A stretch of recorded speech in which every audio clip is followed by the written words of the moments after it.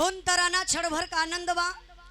धीरे धीरे समय भी दूसर हो गई। एक सामाजिक बिरहा आप लोग सुनल जा। आज समाज में होत का बा, दुनिया में भैया भैया पीछे वाला भाई, ए भाई बेटा बोलो नहीं, जाओ उधर।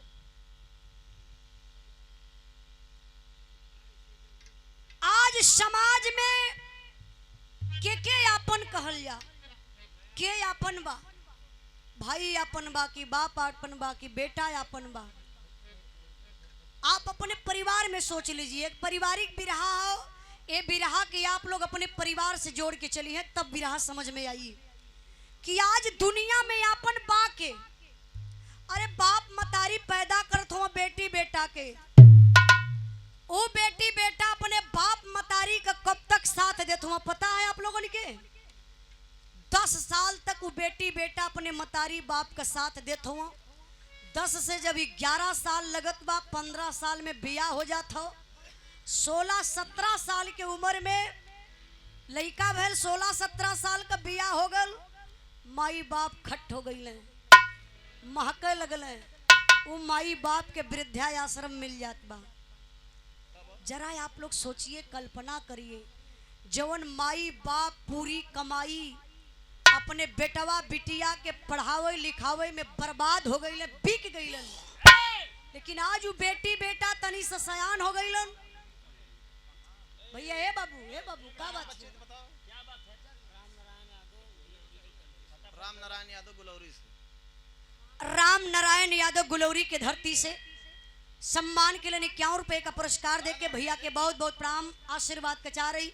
भैया वो लड़का का गरज सुना का बात है? सुना नहीं तो लंबे ले बतियावा का बाबू, ये मंच में बतियावा।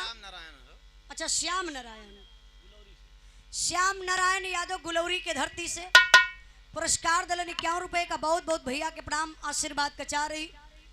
जरा आप लोग बिरहा पर ध्यान दीजिएगा। ये बिरहा के लिखे वाला हमारे गुरु जी माननीय प्यारे लाल कबीर जी 2 बार लिखल है, तो बिरहा ही सफल भइल। बड़ी मेहनत लगल। कैसे मास्टर साहब?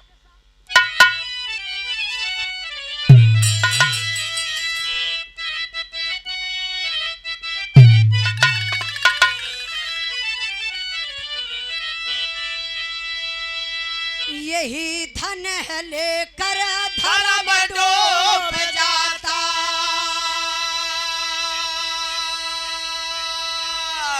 यही धन मोहब्बत पे खंजर चलाए,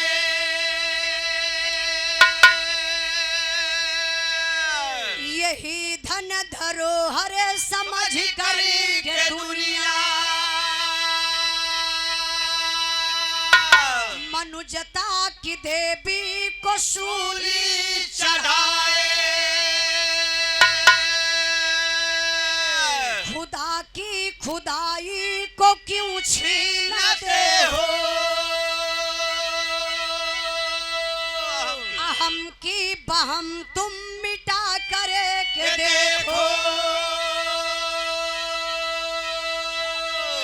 अरे सदा घर उजारे को नफरत मचाले,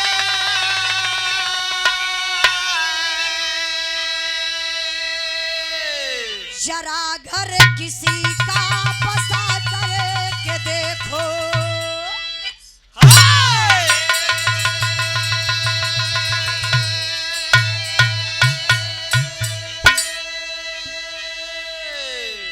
बिरहा के सुने वाले भैया बाबू जरा गौर करिए। आज लोग कहेला कि समाज जरत बा, समाज जल रहा है, लेकिन हम बताइला महानंद यादव नगरदा के धरती से, ये भैया तनी के बढ़ावा कहाँ गए माइक वाला भाई, तनी कर दूरी बनावा और बढ़ावा। महानंद यादव नगरदा के धरती से बाबूजी सम्मान के लिए बिरहा के भाव पर 100 रुपए का पुरस्कार देके बहुत बहुत प्रणाम आशीर्वाद कचा रही। माइक का भाई तनी एकर लेवल बढ़ावा, थोड़ा था मशीन से बढ़ा दा, ऊपर वाला हाँ बढ़ावा।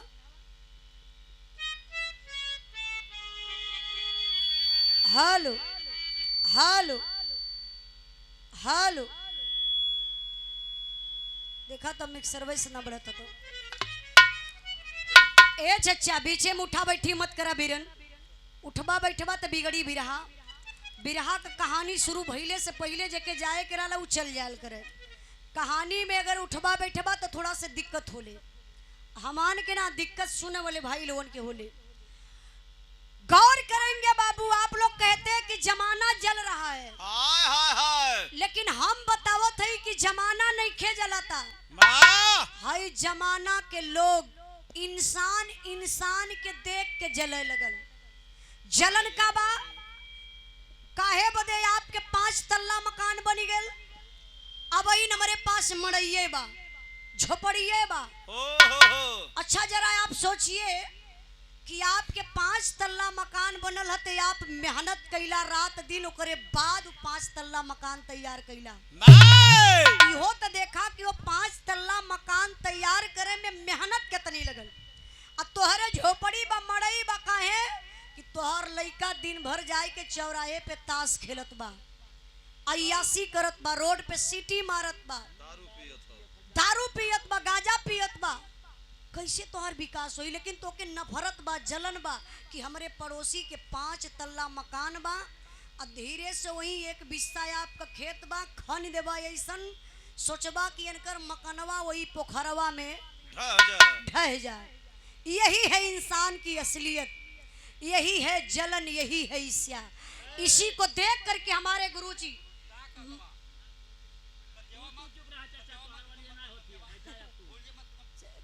चाचा के चाचा वाली को दूसर कुछ होई बोल ले दा बुढ़ाई का शरीर है चाचा गा ले तब बतिए ना हाँ अब कहना बा का मास्टर साहब जरा भाव पर ध्यान दीजिएगा देखा ये जमाना है समाज है सुना हमार बात केहू के गुस्सियाल ना जाला इतना भाई लोगन में सबके अमान थोड़ी ना अच्छा लगत है चाचा अब हमें कुछ बोले के नहीं हो चाचा हुआ देखा ये हमके कर्जा दले हुआ हथो जोड़ले पे न माने तो अब हम छोट मुंह बड़ा जवाब ही ना सोचत हैला कि दादा के कुछ कही अब एक बार बोलब चुप हो जाइए लेकिन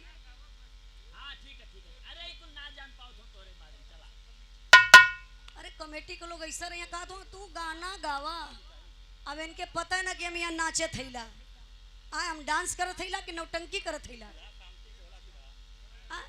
आगे हम गावत हिला इतना भाई लोग प्रेम से सुनत हुआ आई बूढ़ भइले बहन इनके ज्ञान ना भइल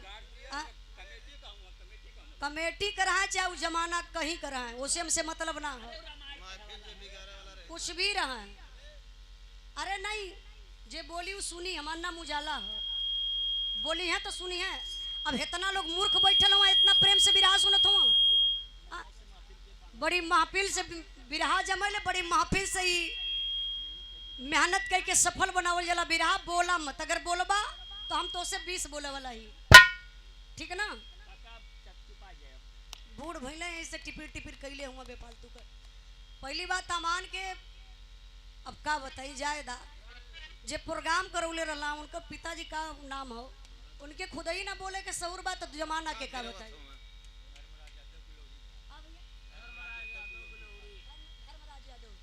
धर्मराज यादव गुलौरी के धरती से सम्मान के लिए 101 रुपए का पुरस्कार देके बिरहा के भाव पर बहुत बहुत प्रणाम आशीर्वाद कचा रही सब भाई लोगों के नमस्ते प्रणाम नहीं आपका बाड़ी हमके पसंद ना आई वो सही है चचा कहा जला कि सोना चीन है घरी घरी आदमी चीन है एक घरी हमनो इंसान हिला लेकिन बाड़ी ना पसंद है आप ठीक हुआ लेकिन आपका बाड़ी हमके बिल्कुल ना पसंद है हाँ नहीं आपकी बाड़ी हमको नहीं पसंद है आप बोले नहीं आपकी आत्मा वो जानती होगी आप चलिए ये हमके खरीद ले हुआ नहीं हम काहे खरीदब जा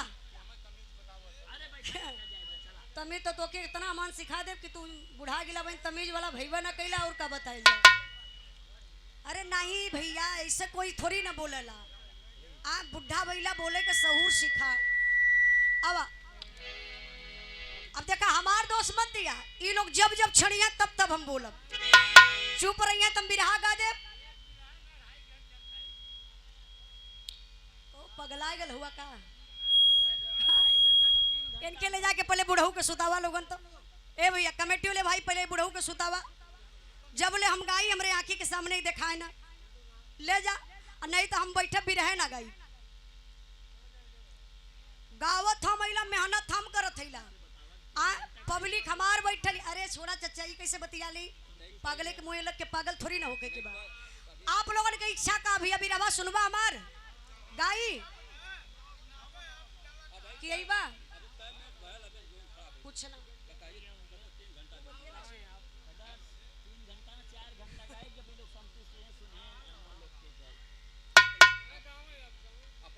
नहीं बिगाड़ ले बता हमके तो रोज गावे के आज यहाँ गई कल वहाँ गई पर कहानी हमारे यहीं से शुरू हो गई मास्टर साहब आवा तनी बजा के आवा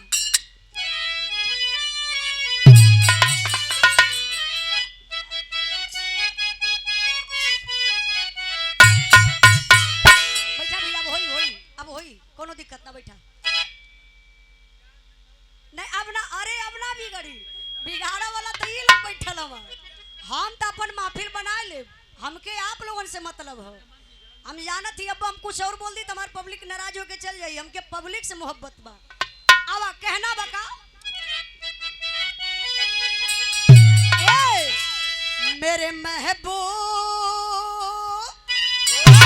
मेरे महबूब मेरे साथ बड़ा चाल किया मेरे महबूब मेरे साथ बड़ा चाल किया मेरे महबूब मेरे साथ बड़ा चाल किया मेरे महबूब मेरे साथ बड़ा चाल किया भाव पर गौर करे हैं आप लोग समाज के प्रति हमारे गुरुजी लिख रहे हैं क्या लिखलन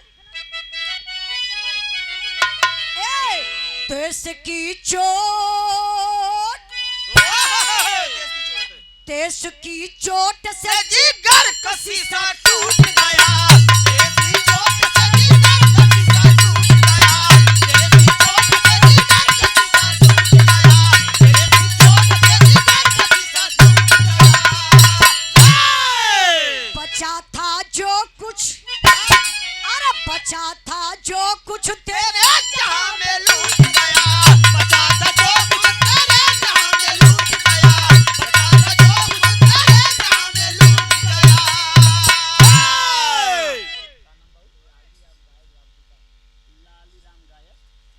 लाली राम गायक अपने जमाने के बहुत अच्छे कलाकार बाबूजी की तरफ से ही पुरस्कार ना हमारा बदे आशीर्वाद बा बहुत बहुत प्रणाम आशीर्वाद कचा रही जरा आप लोग कहानी पर गौर करी है कहानी कहां से लिखल गई मास्टर साहब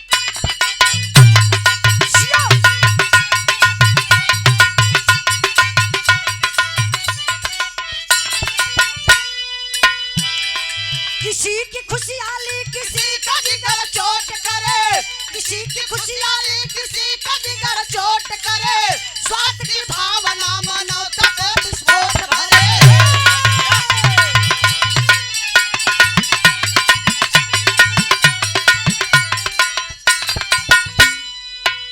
खुशी को छीन करके खुशियां मनाने वाले खुशी को छीन करके खुशियां मनाने वाले पुष्प को बात ना चमन को जलाने वाले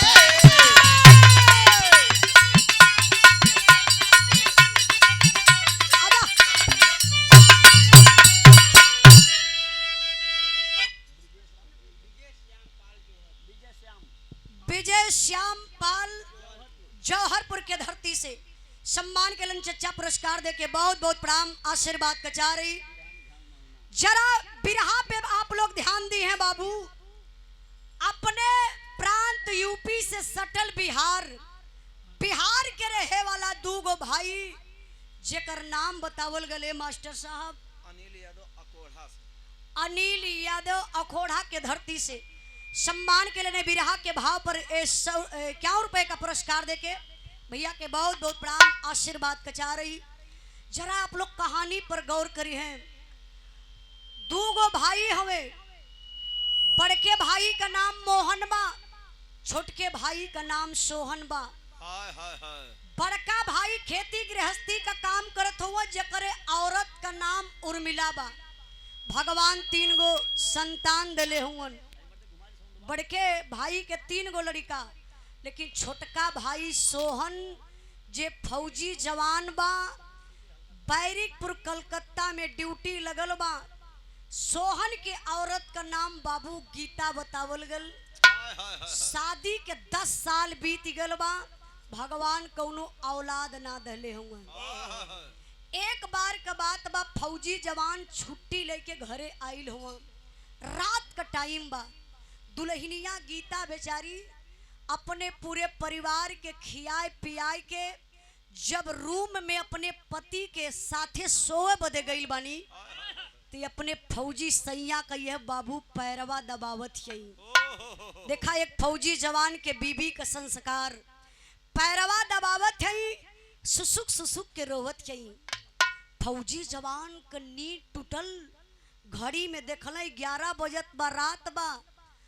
अपने दुल्हन गीता से सवाल कैला, कहना गीता अरे पगली घड़ी में 11 बजत बा, रात के टाइम में ये आंख से आंसू, आखिर क्यों रो रही हो, क्या हुआ बताओ ना, क्या हुआ बताओ।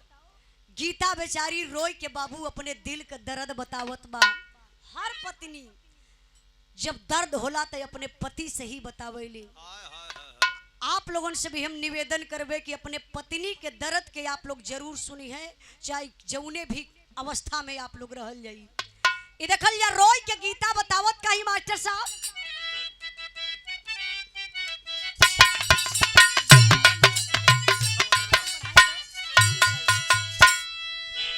इहे तर्जबा, कवन तर्जबा? तर्ज छोड़ी तनी भाव पर ध्यान दई। कहना कबा, माहुर लियाई देता कहत बा दुल्हनिया रोई के, पति देव हमके माहुर लियाई के दे देता, खाई लेती मर जैती। जब फौजी जवान सुनले कि हमार दुल्हन इतना दुखित बा, हमसे जहर मांगत बा कि जहर लियाई के दे दा, हम खाई के मर जाई। फौजी जवान उठ के चारपाई से बैठ गल। कल सरे पगली अब हम जिंदा बनी, आखिर दिक्कत का बा? भैया कुछ कहला हा का कि भौजी कुछ कहलस, या गांव टोला पड़ोसा को कोई कुछ कहले बा? गीता के आंख से आंसू चलते बा, रोई के बतावत है कि दर्द का बा। गोड़वा जेठान जी का पाड़ा नहीं भोइया हो,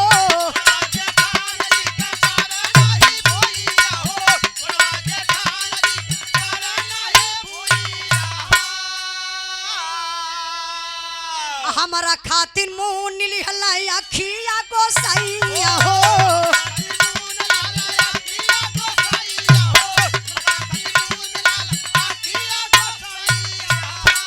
पति देव हमके ना आपका भैया कुछ कहले हुआ, ना हमके टोला पड़ोसा कुछ कहले बा। रोज रोज का कुफुत बा, तोरे भैया के 3 गो लड़का हवे, हमरे भगवान कौनो औलाद ना दले हुए।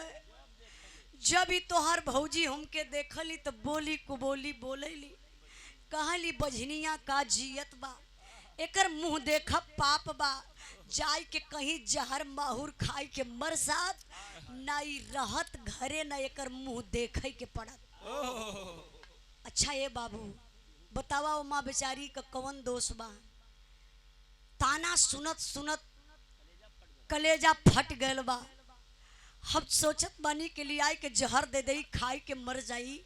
फौजी जवान अपने दुल्हन के अकवारी में पकड़लन, अखिया का आंसुआ बाबू पोछत हुआ, आँखी का आंसू पोछत फौजी जवान का सोच देखे, अपने दुल्हन के समझावत हमें। अच्छा एक बात और बा, आज के प्रवेश में कुछ भाई लोग ऐसा दिल दिमाग कहो ये समाज में, अगर 2 साल शादी के हो गल, 3 साल हो गल, बच्चा ना पैदा होत हो, सोनोग्राफी का बतिये छोड़ा, पहले तो ओकर सोचिए कि पहले के तलाक दे दे, छोड़ दे। अगर तलाक ना देत हुआ तो ओकर बेचारी का मर्डर वही घरवे में कह दी है। दूसर शादी करी है, वहू से बच्चा ना पैदा भल, तीसर कैला वहू से ना बच्चा पैदा भल, तो गलती के करबा का? सारी गलती सारी कमी नारिये में ना होला, इस शरीर बा केहू में कमी हो सकेला। फौजी जवान अपने दुल्हन के समझावत का हुआ, जरा आप लोग विचार करिएगा। भाव बा, रामलाल चचा जी सम्मान कैलन 51 रुपए का पुरस्कार देके, लगातार पुरस्कार चचा के बहुत बहुत प्रणाम आशीर्वाद कचा रही। बहुत बढ़िया महफिल बा, आप लोगन के भी प्रणाम। लेकिन बिरहा पर ध्यान देई, फौजी जवान समझावत का हुआ। अब यह फौजी जवान समझावत हुआ, कहला अरे पगली गीता, फौजी न ताना मारे ले, हम तो कबो कुछ ना कहली ना। अरे मालिक का बगिया बा, भगवान दी है तब न हमान के कोनो औलाद हुई। जब चाहिए भगवान तब ये बगिया में फूल खिली, अगर ना मालिक चाहिए तो फूल ना खिली। लेकिन बारे दुनिया के मालिक भगवान का करिश्मा देखा। फौजी जवान समझावत हुआ कि गीता, हमरे लड़का ना हुआ त का, हई भैया के 3 गो लड़का हुआ ना, यही भैया के तीनों लड़कन के अपन लड़का मानेला, हमहन के बुढ़ैया पे कामे यही हैं। लेकिन बारे दुनिया के मालिक होत का बा, सुनत रल बतिया विधाता खुश भइले, अय्या मामा की डरिया पे बौरवा लाग गइले।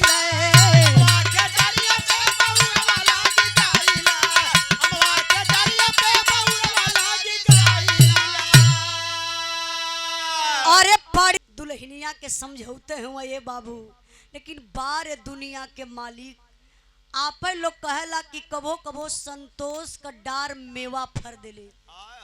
भगवान वही अइला में गीता के गर्भ दे दहलन, गर्भ ठहर गल। धीरे धीरे 3 महीना बीतल बा, बड़ा परिवार में खुशी बा कि गीता के पथरे पर दूब जाम गई। 10 साल के बाद बच्चा पैदा होके वाला बा। अब 3रे महीना में बाबू फौजी जवान के छुट्टी का डेट भी पूरा हो गई। फौजी जवान अपने ड्यूटी पर चलत हुआ। अच्छा चलत कैसे हुआ, तर्ज बदल गई मास्टर साहब, 1 मिनट। आशाराम यादव पूर्व बीडीसी बाबूजी की तरफ से 51 रुपए का पुरस्कार, 1 करोड़ उसके भाव पर बहुत बहुत प्रणाम आशीर्वाद कचा रही। कहना है क्या,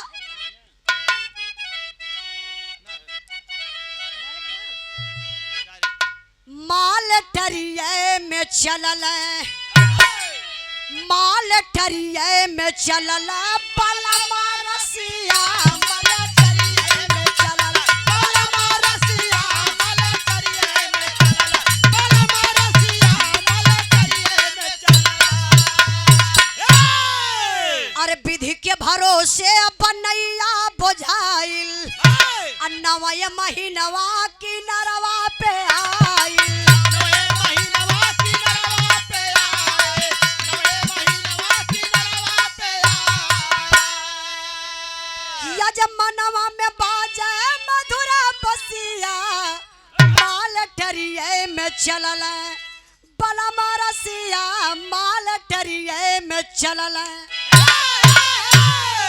जरा गौर करेंगे बाबूजी, फौजी जवान के छुट्टी का डेट पूरा भइल, रोड पे बाबू परिवार के लोग पहुंचावे जात हुआ, बस का इंतजार करत हुआ फौजी जवान सोहन।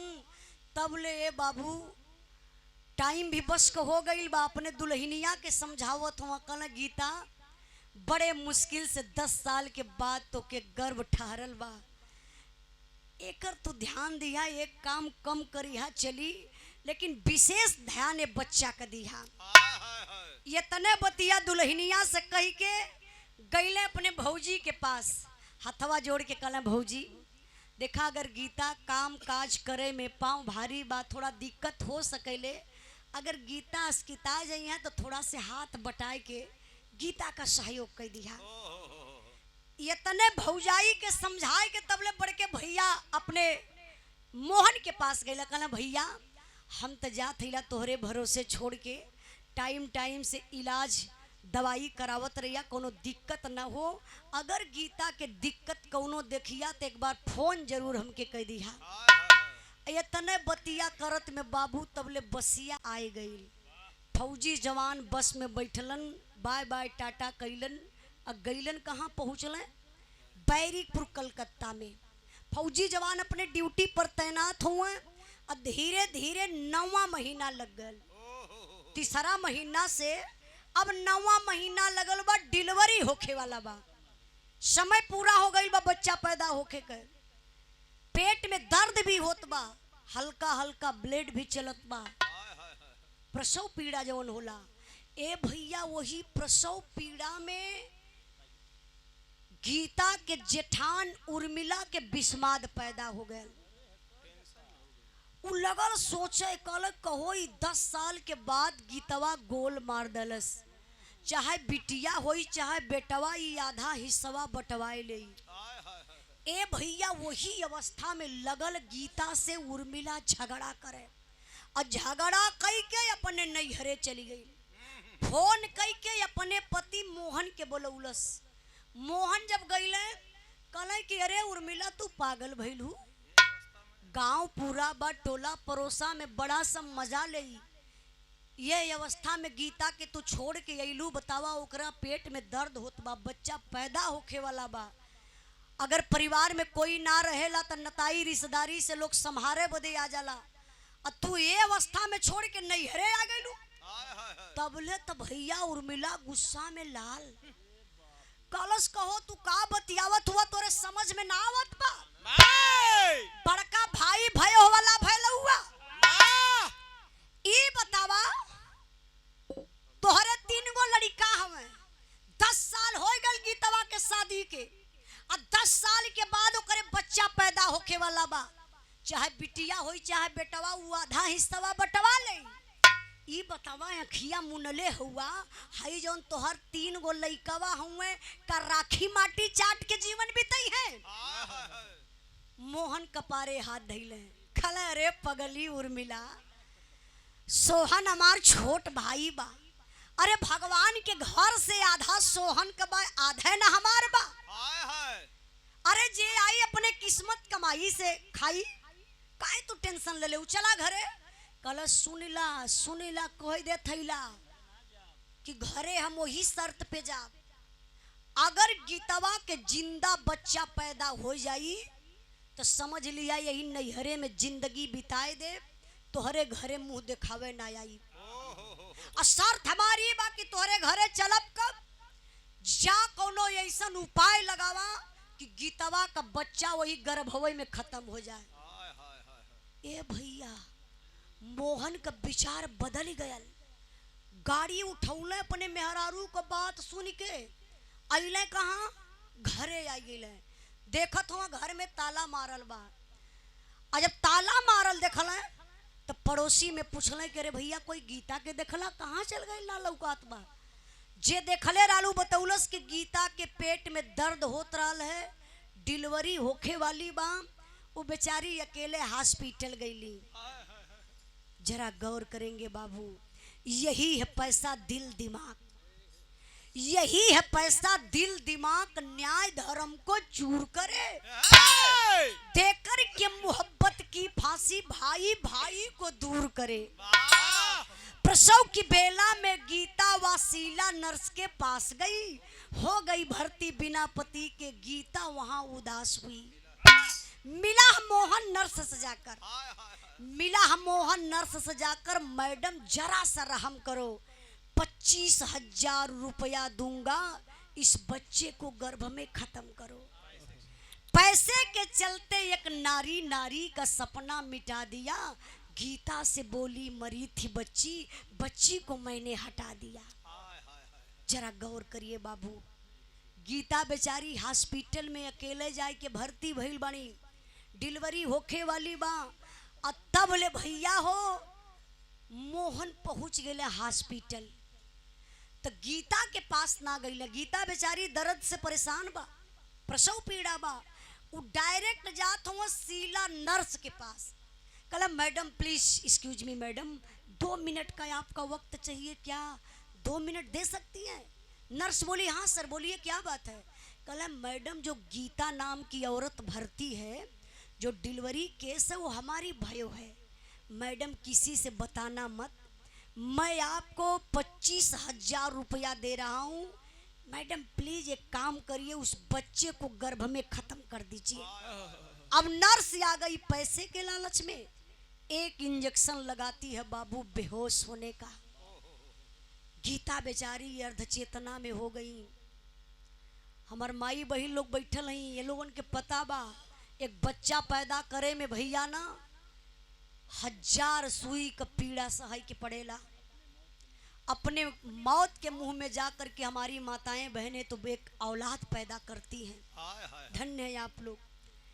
1000 गो सुई इंजेक्शन लगा दा बेहोश भइला का वो कबो न असर करी। वैसन पीड़वे होले बच्चा पैदाइश के कि नारी के पता चल जाई। अब वो नर्स 25,000 ले ला ले बा, एक बेहोश होखे वाला इंजेक्शन लगौले बा।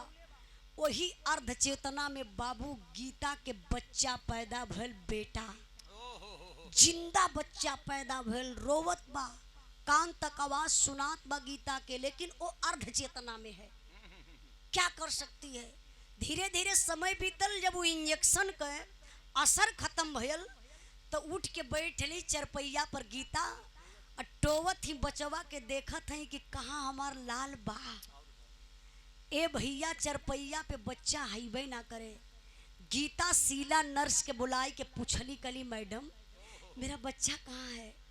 बेटी पैदा हुई थी कि बेटा? जरा दिखाओ ना, खुशी बना। तो इ नर्स का कहत बा, देखा एकर पापिन का विचार, इमोशनल अत्याचार करे लगल। कल से गीता क्या बताऊं, तुमसे ज्यादा तो कष्ट मुझे हो रहा है। बेटी पैदा हुई थी, देखा पपिनिया बतावत क्या बेटी। आज समाज में बेटी के लोग बड़े तुच्छ निगाह से देखल है। सोचल से बेटी बता दे, बतिये खत्म हो जाई। कलश अरे बेटी पैदा हुई थी, जो कि बेटा पैदा हुआ था। कलश बेटी पैदा हुई थी, वो मर गई थी। मैं सोच रही थी तुम अकेली हो, परेशान हो जाओगी। मैंने उस बच्ची की लाश ले जाकर के फेंक दिया। अरे बाप रे बप्पा, कैसे बर्दाश्त हुई हो बाबू। 10 साल के बाद भगवान गोद भर ले हुए। चरपैया से गीता उतर के वही शीला नर्स के पैरवा पर गिर गई और गिर के रोवत है। अगर दिल से सुनेंगे, एक बार आप लोगों की पैदा हुई थी, मर गई थी। मैडम मैं आपके पांव पड़ती हूँ, मेरी बेटी की लाश मुझे दे दो। मैं एक बार अपनी बिटिया रानी के लाश को देख लेती हूँ। मेरी बिटिया रानी का चेहरा मुझे पड़ा था कि मेरे पति देव को पड़ा था। कैसी थी मेरी बिटिया? एक बार दे दो, मैं गोद में मरी हुई बच्ची खिला लूंगी ना, बाजिन का नाम खत्म हो जाएगा। मैडम दे दो। नर्स गुस्सा में आ गई। पावर मिलल बा के ना भाई, परिवार है जब ऐसन काम करत बा, पैसा दे के बच्चा मुआवत बा, तो वो अपने आप में रही। नर्स गुस्सा में आ गई, पैसा का गर्मी बा। कला सरे गीता क्या बार बार तुम बच्ची बच्ची कर रही हो? अरे मैंने तुम्हारे साथ क्या गलत किया? बेटी पैदा हुई थी, मर गई थी, मैंने फेंक दिया। सोच रही थी तुम अकेली हो, परेशान हो जाओगी, क्या करोगी लाश को लेकर के? मेरे हॉस्पिटल में रहना है, इलाज करवाना है तो करवा ले, नहीं तो वरना मेरे हॉस्पिटल से निकल जा। गीता का लिए मैडम एक काम करी, जहर का सुई हमके लगा दिया, मर जाइए हॉस्पिटल वही में। गुस्सा में लाल नर्स बोली, मैं गीता सुन मेरी बात, अब तेरा नाटक बहुत हो रहा है। तेरे नाटक से जितने सारे पेशेंट हैं सब परेशान हो रहे हैं, निकल जा मेरे हॉस्पिटल से। गीता कहली मैडम डांटिए मत, मैं चली जाऊंगी, लेकिन मेरे भाई जी को बुलवा दीजिए। भाई जी कौन समझ रहे हैं आप लोग? जेठ के, अपने भसुर के जेठ के बुलावे कहलस गीता। ए बाबू संदेशा भेजवाई के नर्स शीला वो मोहन के बुला ललस। और जब मोहन अलन तो देखा गीता के पास डायरेक्ट जात हूँ। अब शीला नर्स के पास ना गईलन, गीता के पास जाए के करत कहूँ,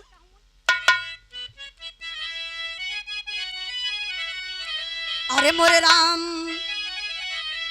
इमनवा जहिया पैसा पर बिकी, धर्म इंसाफ ओढ़ी के सुत जाई कफनवा रे कफनवा रे कफनवा।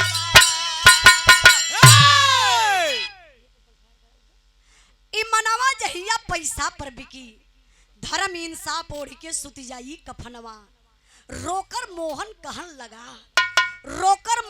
कहन लगा गीता मन में करो सबर, मालिक को मंजूर न था जल्द चलो अब अपने घर।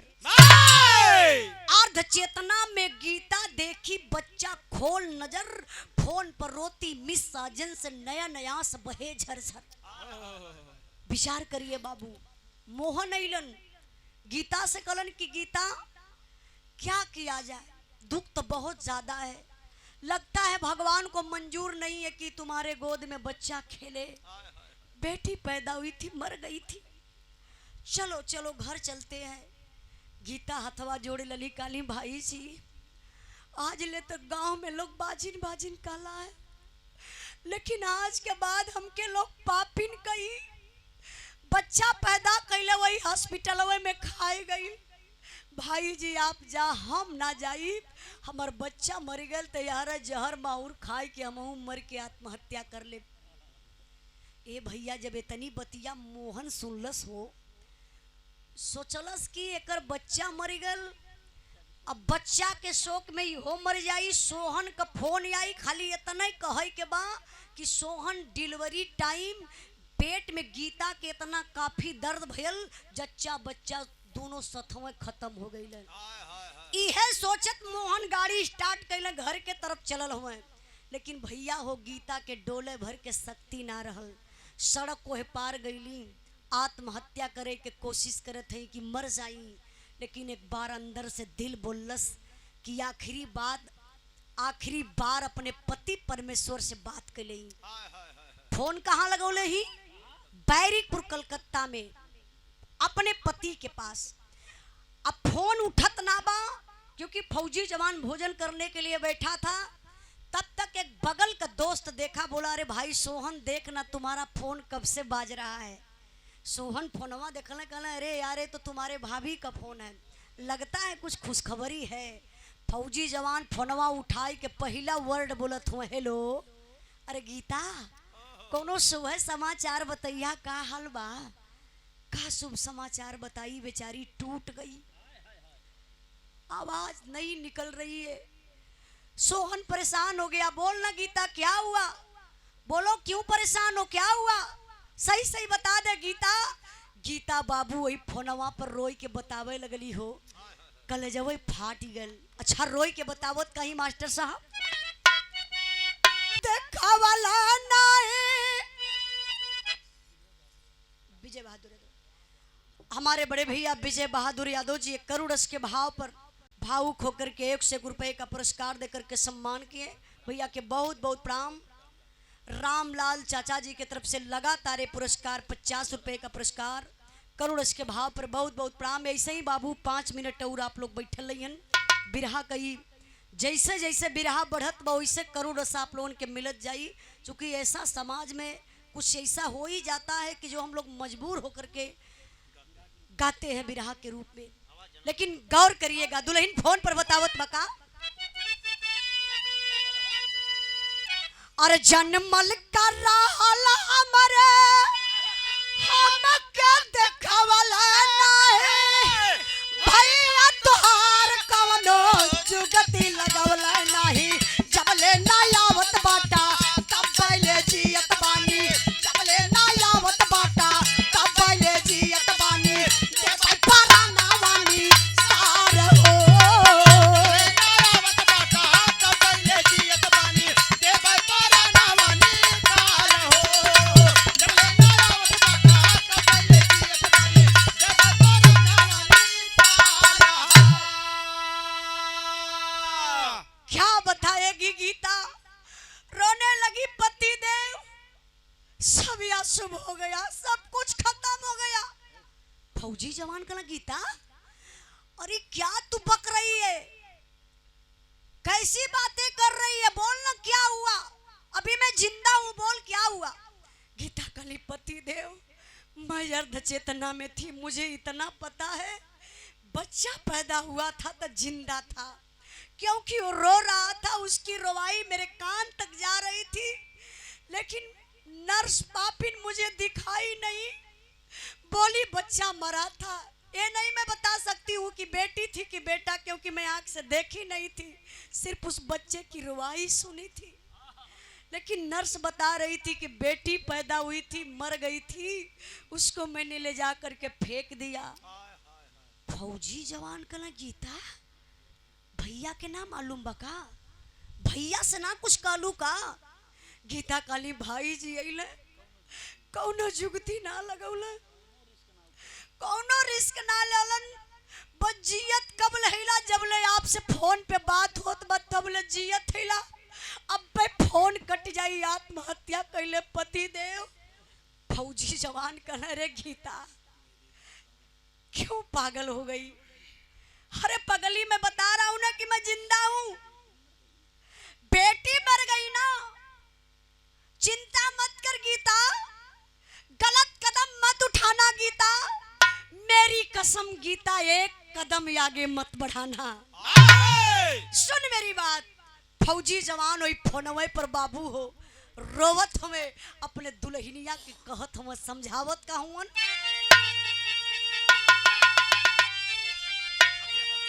अरे यखिया से यसिया बहैया न गोरी, अरे यखिया से यसिया बहैया न गोरी, डटला रही हा घरवा जइहा न गोरी, डटला रही हा घरवा जइहा न गोरी, डटला रही हा घरवा जइहा न गोरी। अरे किस्मत का कागज कोई कैसे फाड़ी, कसली हला वर्दी पकड़ ली हला गाड़ी, कसली हला वर्दी पकड़ ली हला गाड़ी, कसली हला वर्दी पकड़ ली हला गाड़ी। अरे धीरज कदिया ना बुझैहा ना गोरी, टटला रही हा जइहा ना गोरी, टटला रही हा जइहा ना गोरी, टटला रही हा जइहा ना गोरी। फौजी जवान कहला, गीता मेरी कसम, तुम एक कदम आगे मत बढ़ाना, मैं तत्काल छुट्टी लेता हूँ और पगली तुम्हारे पास मैं चला जाता हूँ। सुन मेरी बात। फौजी जवान बाबू तुरंत गईलन, छुट्टी लहले तत्काल, और तत्काल छुट्टी लेके कलकत्ता से चल दहलन। अच्छा जे भाई कलकत्ता गेल हुई ओके पता हुई कलकत्ता से बिहार का दूरी बहुत ज्यादा ना बात, 5-6 घंटा में आदमी आराम से कलकत्ता से बिहार आ जाई। अब फौजी जवान बाबू गाड़ी पकड़लन, पहुंचले कहाँ? बिहार में। नहीं बंद मत करिए, नहीं रहेगा, खाली कपड़ा उड़त है ना, दिक्कत होती है। जब फौजी जवान बिहार में पहुंचले तो ई पॉइंट वाली बात बा, ना अपने घरे गईलन ना हॉस्पिटल गईलन। अब फौजी जवान पहुंचत कहाँ हुआ मास्टर साहब, ई बतावा।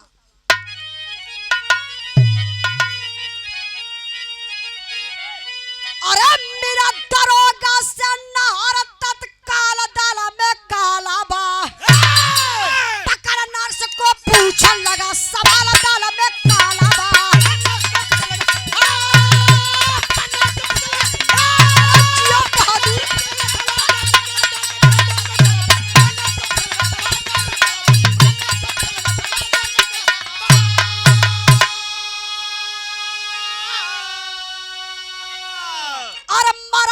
जिंदा बच्चा और बच्चा माथा मारा था, उसको तूने फेंक दिया, क्या अधिकार तुम्हारा था?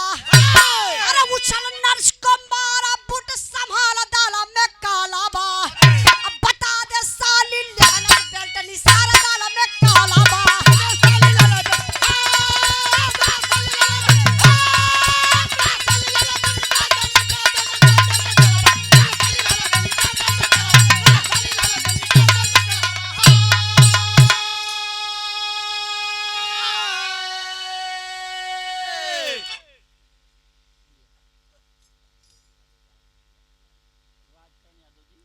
राजकरण यादव बाबूजी की तरफ से ए बिरहा के फौजी जवान के वीर भाव पर सम्मान केलन।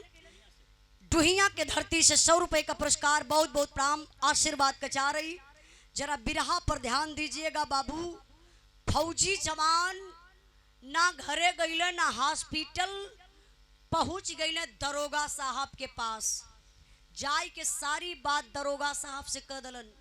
दरोगा साहब कहलन कि आप सर बैठिए, मैं कुछ महिला पुलिस भेजवा करके शीला नर्स को इसी थाने पर बुला लेता हूँ। कुछ महिला पुलिस गई है बाबू, और शीला के लेके श्यामलाल सम्राट बड़े भैया जी की तरफ से ये बिरहा के वीर स्वभाव पर 200 रुपए का पुरस्कार देके सम्मान के लिए बहुत बहुत प्रणाम। जरा कहानी पर ध्यान दीजिएगा। शीला नर्स के बाबू दरोगा साहब महिला पुलिस भेजवाई के थाने पर बुला ललन। सिचुएशन का बा वहां के, ई दरोगा साहब का कुर्सी, ई फौजी जवान का कुर्सी, सोहन का कुर्सी, और ठीक वही के बगलिया में शीला नर्स का कुर्सी बा। आ एगो पर्दा बा, वही पर्दवा के पिछवा लोग गीता के आड़ में बैठौले हुआ। फौजी जवान और शीला नर्स से पूछे लगल, कहला कि आप शीला नर्स हैं? तो नर्स बोली हाँ सर जी जी। अच्छा एक बात बताओ, जो गीता नाम की औरत भर्ती थी तुम्हारे हॉस्पिटल में, वो जो डिलीवरी केस था उसमें कैसे क्या हो गया? तो देखा वो पपिनिया कितना दिमाग लगावत हो। कहला सर ये साहब वो गीता की बात कर रहे हैं अपना रे, वो तो बेचारी विपत की मारी महिला थी साहब, मैंने तो बहुत मदद किया, बेटी पैदा हुई थी साहब, वो मर गई थी। फौजी जवान जब ये शब्द सुन ले कि बेटी पैदा हुई थी मर गई थी, शरीरिया में एकदम आग लग गई। फौजी जवान पूछला कि अच्छा बेटी पैदा हुई थी मर गई थी तो फिर क्या हुआ? कहा है साहब मैंने बहुत मदद किया, उस बच्ची के लाश को ले जा करके फेंक दिया। अरे फौजी जवान चढ़ला येड़ा मरलन। कले अरे साली, जिंदा बच्चा था वो मरा हुआ बच्चा था, वो बच्चा मात हमारा था, उसको तूने फेंक दिया, क्या अधिकार तुम्हारा था? किसी का बच्चा, किसी का परिवार अगर तुम्हारे हॉस्पिटल में मर जाता है तो तुम कौन होती हो फेंकने वाली? उसकी लाश को, उसकी बॉडी को उसके परिवार के हवाले करना चाहिए ना। फौजी जवान लगल बेल्ट निकाले, कहला साली अभी भी मौका है, साफ साफ जल्दी जल्दी बता दे, नहीं तो बेल्ट निकालूंगा, इतनी धुलाई करूंगा कि जो हॉस्पिटल चला रही है ना भूल जाएगी। अच्छा तब वो ना बतावत बा, बहकावत बा। तबले फौजी जवान निकाल के बेल्ट दिहालस 4-6 बेल्ट। जब 4-6 बेल्ट लगल तो ये बाबू आप लोग कहला कि मार के आगे भूत भागेला। हथवा से ऊपर कलस जोड़ ललस, कहले हे सरकार ये को बेल्ट मत मरिया, बहुत पीठ पे चोट लगत बा, साफ साफ बता दे वो सरकार। फौजी जवान कहला जल्दी बता, अभी भी मौका है। ए बाबू बतावत बा, 4 लाइन बिरहा में बड़ी इंपॉर्टेंट लाइन हमारे गुरुजी माननीय प्यारे लाल कवि जी लिखत हुआ। पूरे बिरहा का निचोड़ यही 4 लाइन में बा, ध्यान दीजिएगा। वो पपिनिया बतावत बा, का बतावत बा मास्टर साहब?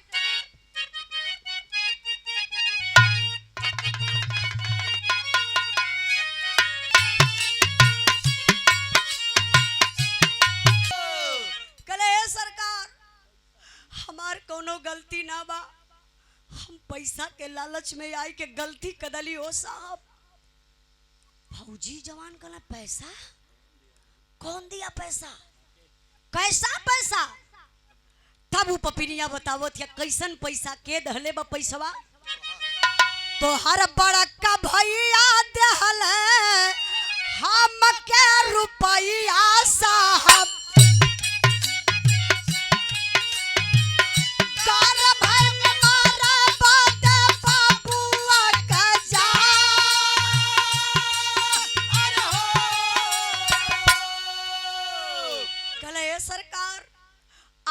बड़का भैया मोहन ले लो भाई, चाचा का नाम सुन लिया। कल आपका बड़का भैया मोहन हमके 25,000 रुपया डाले, कल वो बचवा के गर्भ में खत्म कर दिया। ए साहब हम ना पैसा के लालच में आई के हो साहब, ईमान हमार डूब गयल। गीता के एक इंजेक्शन लगौली बेहोश भइला। जब गीता बेहोश हो गई साहब, बेटा पैदा भइल साहब। जो हम बिटिया कहत रही झूठ बोलत रही साहब, जिंदा बेटा पैदा भइल साहब। जब फौजी जवान सुनलन कि जिंदा बच्चा पैदा हुआ, बेटा था, फौजी जवान के गम नहीं है कि बेटा था कि बेटी थी, दर्द ये है कि जिंदा बच्चा पैदा हुआ। फौजी जवान के पैर तले से जमीन खिसक गई, आंख से आंसू आ गया। फौजी जवान कहले बेटा पैदा हुआ था, जिंदा था, तूने कैसे मारा रे? क्या किया था वो मासूम बच्चा? कैसे हिम्मत पड़ गई? क्या गलती किया था? कैसे तूने मारा? तब वो पपिनिया बतावत बाकी वो बचवा के मरलस कैसे ये बाबू, जरा गौर करिएगा। 1 करोड़ इसके भाव पर विजयनाथ यादव गोसाईपुर के धरती से चाचा जी की तरफ से 100 रुपए का पुरस्कार, बहुत बहुत प्रणाम। जरा गौर करेंगे बाबू। वो पपिनिया बतावत बाकी वो बचवा के कैसे मरले बहो मास्टर साहब।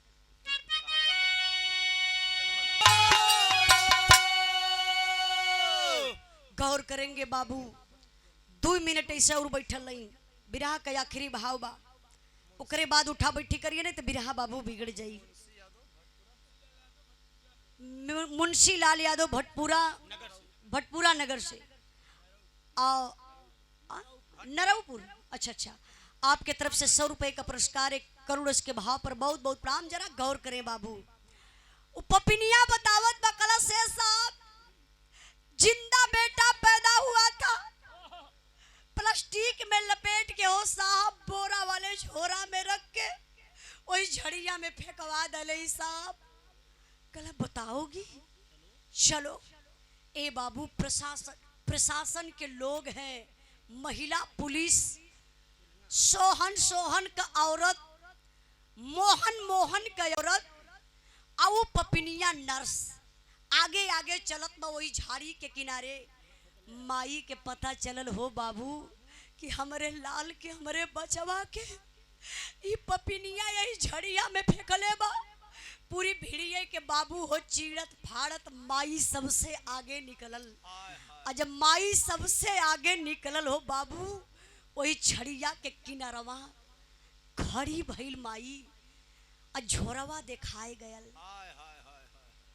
बाबू झोरवा तो दिखाए लेकिन गजब हो गयल। वो झोरवा के यारी यारी बाबू ऐसा दृश्य देखे के मिलल, कलेजवा फाट गयल। अच्छा वो दृश्य का रहल मास्टर साहब? बल्लर यादव तिलंगा के धरती से 100 रुपए का पुरस्कार, 1 करोड़ इसके भाव पर बहुत बहुत प्रणाम। जरा गौर करेंगे, माई वही झाड़ी के किनारे खड़ी बा, झोरा देखात बा, लेकिन वो झोरा की यारी यारी ऐसा दृश्य देखे के मिलत बा जो कलेजा फट जात बा बाबू। वो दृश्य का बा मास्टर साहब?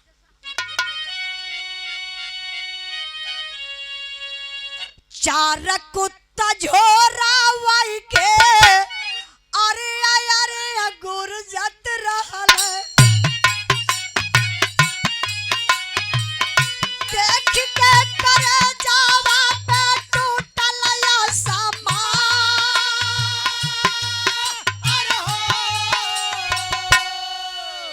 झोरवा के पास आइली लड़का का मतरिया बाबू,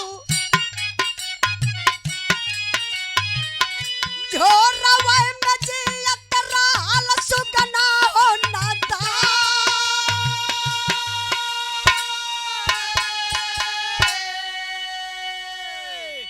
गौर करेंगे बाबू, माई देखलस झोरवा बा, 4 गो कुत्ता बड़े बड़े आपस में गुरजत हुए।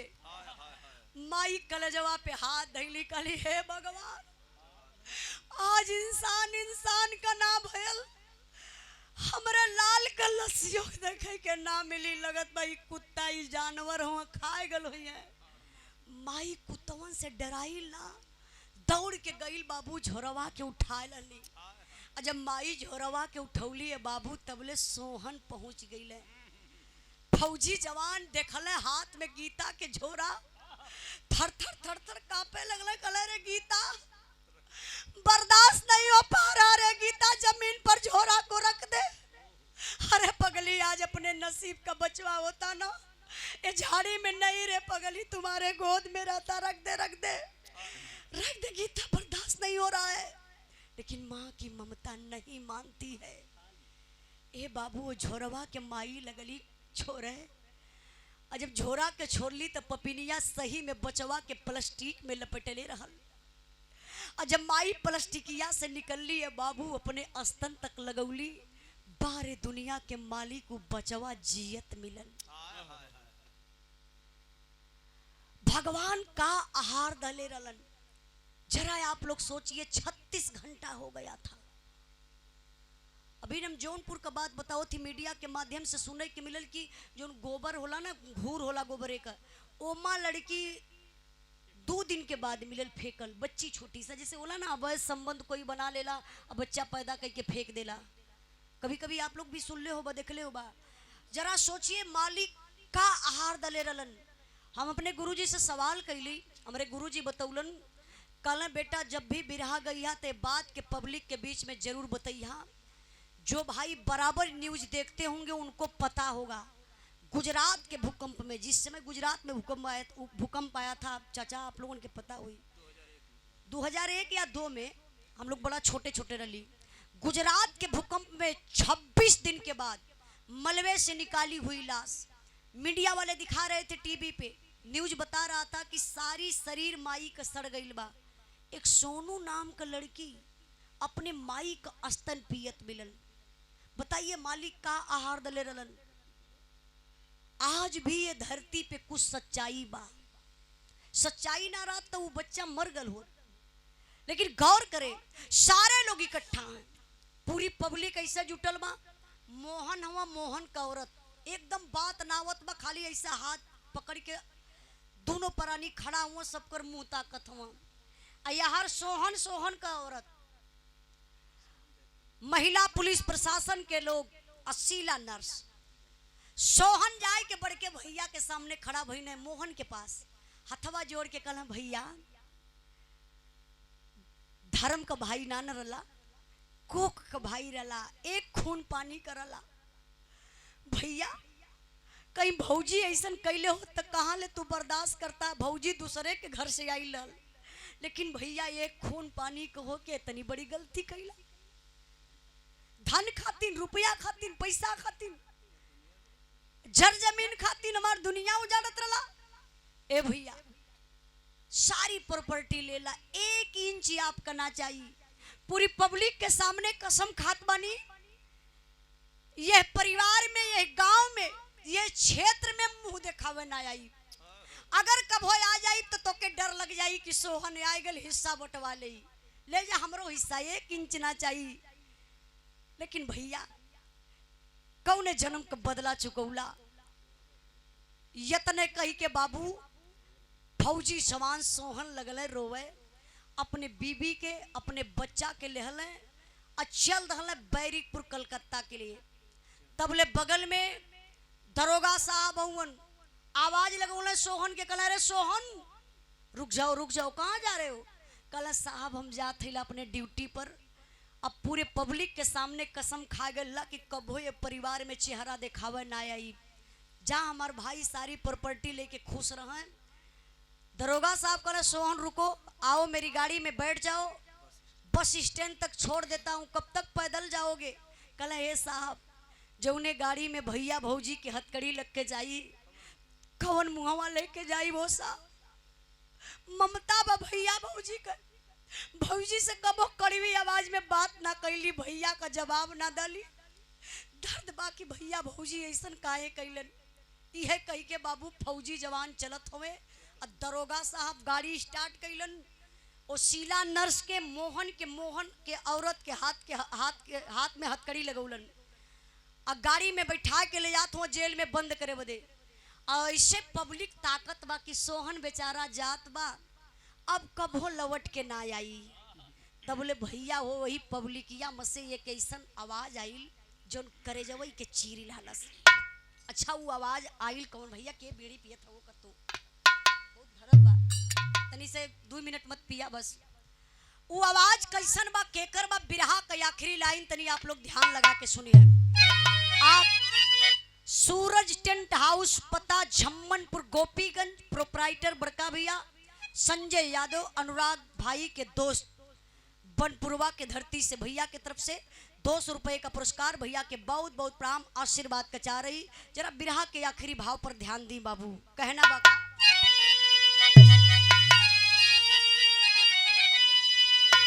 अरे तबला तीनों लड़कन का कोलाला बम्बू हवा चाचा छोड़ी के आया भाते जवन के जाला हवा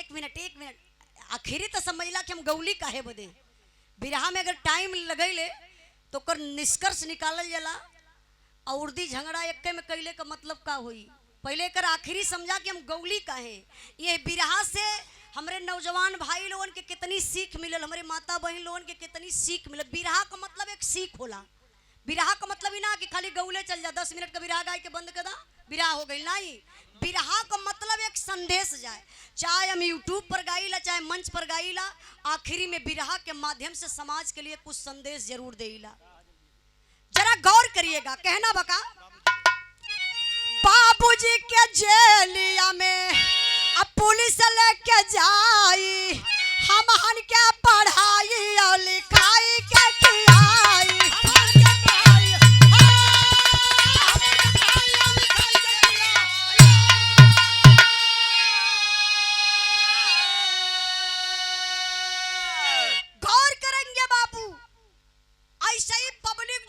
सोहन जात हो अपने बीबी बच्चा के लेके बैरिकपुर कलकत्ता ए भैया तबले मोहन के तीनों लड़का हाथ मीज मीज के लगले रोवे अरे चाचा चाचा चाचा चाचा अरे चाचा मम्मी पापा गलती कैले मम्मी पापा के पुलिस ले गई सजा अमान के देत हुआ चाचा अमान पागल नहीं अनबुझ ना बनी आज तक जोन पढ़ल गल लिखल गल जोन कपड़ा शरीर पे चाचा तोहार देन बा पापा खेती कैले चाचा कबो पैसा का हिसाब ना ललाए चाचा हमान के अपने साथे लिए चला चाचा देखिए ममता मोहन के तीनों लड़का जब रोवे लगल गिड़गिड़ाए लगल सोहन जहां के तहां रुक गईलन अपने पत्नी के मुंह पर तकले कले देखो गीता देख देख रे पगली देख मैं तुमसे पहले ही बोला था ना कि भैया का तीनों लड़का अपन लड़का हमें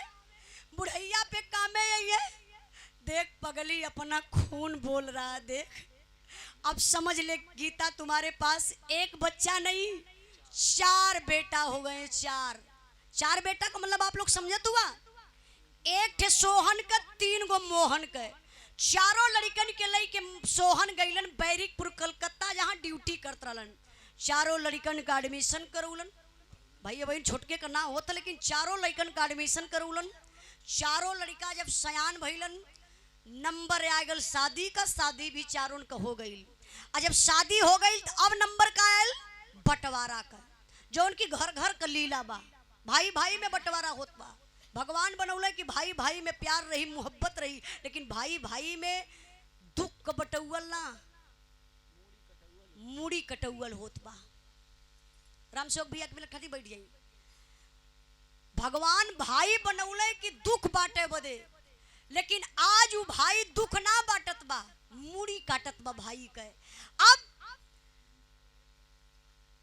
चारों लड़कन के हिस्सा लगे लगल तो 20 बीघा खेत रहल बंटवारा में अच्छा सोहन चाले होता तो 20 बीघा में 10 बीघा सोहन के लड़का का केल बा और 10 बीघा में से मोहन का तीनों लड़का ली हैं लेकिन ना ये बाबू फौजी जवान सोहन 20 बीघा खेत में 5-5 बीघा वो चरहू लड़कन के नाये कैलन भाई हो तो ऐसा सोहन जैसा आप लोग भी सोहन जैसा बनने की कोशिश करिए। मोहन जैसा अगर भाई पैदा होके के रहे जन्मता सारे मर जाए तो ठीक हो, और नहीं तो जन्मुए न करे। सच्चाई तो ये बा, आप लोगों से हाथ जोड़ के निवेदन करबे कि अपने भाई का हिस्सा हड़प के अपने बेटा के लिए कभो मत बनावल जाई। का पता कि वो आपका बेटा अयासी कई के तोहरे जियते दारू पी के तोहार प्रॉपर्टी बेच दे, हाथ मीच के रह जाइबा, हाथे कुछ ना आई, वृद्धाश्रम में चल जाइबा। ए लिए हाथ जोड़ के निवेदन करत बानी, बेटवा लायक रही तो कमाई के ऊ बाप के प्रॉपर्टी से ज्यादा बनाई लई, नलायक रही तो खाए के कुल बैठ जाई। तो ए लिए हमार पूरा बिरहा गौले का मतलब होयल कि बंटवारा आप करिए, बंटवारा से विकास होता। हम ना को आपकी बंटवारा मत करा परिवार में, आप बंटवारा करिए, बंटवारा से विकास होला। धन दौलत रुपया पैसा का बंटवारा करा, लेकिन मोहब्बत का बंटवारा मत करिया, प्रेम का बंटवारा मत करिया। क्या आप लेकर आए हैं, मेरा सवाल है, आप क्या लेकर आए हैं? कुछ नहीं, यही पट दे गिरबा मर जाइबा, सारी संपत्ति यही रह जाई, कुछ ना मिले वाला बा। जहाँ अमीर जलत बा वही गरीबो जलत बा। तोरे 5 बीघा में खेते में घर बनल बा, तू वो घरवा में ना रबा, मरले के बाद वही श्मशान घाट पे जाइबा, यक्को घंटा घर में मुँहले के बाद ना रह पैबा। तो घमंड किस बात की? हमारा हाथ जोड़ की है निवेदन रही कि भैया अपने भाई का हिस्सा के मत खाया। बिरहा के आखिरी लाइन बा, अरे मनवा जहिया पैसा पर बिकी उजाला